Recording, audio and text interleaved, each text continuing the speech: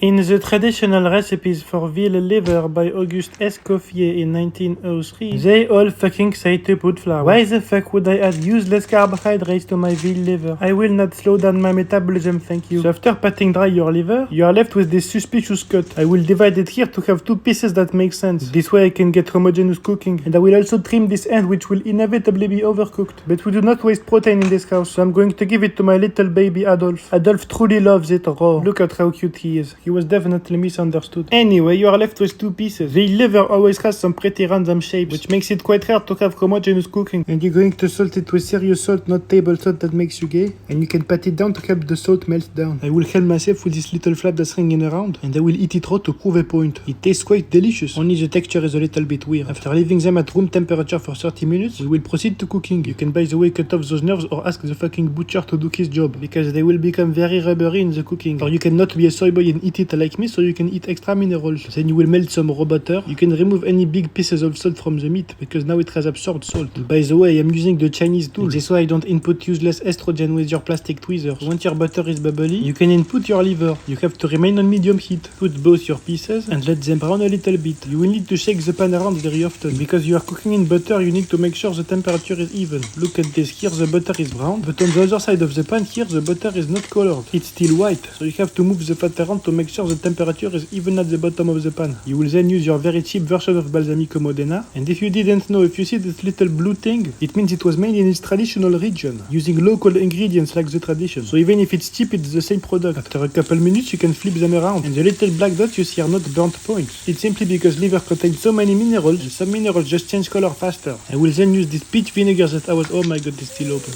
I will then use this peach vinegar that I bought years ago and never get the occasion to use. Now in order to know if it's done, I want you to touch and compare. You can feel that the tip of the liver is much more solid than the middle, because the tip is much thinner and cooks much faster. Therefore, 1 minute after you flip it around, check the doneness of the sides. And you then want the doneness of the middle to reach the doneness of the sides after 1 minute of flipping it around. When you're close to be done, you can deglaze it with the vinegar. You don't need a lot, just enough to glaze the liver. Or you can put a bit more in order to have some extra sauce on the side. Let it all evaporate and caramelize, and move them around a lot so that the glazing happens on all surfaces. Once you're done, you can check the doneness again and let them rest for like 5 minutes. Another way to know if they are cooked is to put a blade inside and to touch your lower lip with it. It should burn just a little bit. When you cut into them, they should be pink. If they are brownish gray, it's overcooked. Liver has 3 levels of doneness: raw, pink, and overcooked. This is the perfect doneness for your liver. If you didn't get this exact result, throw it all away and start all over again.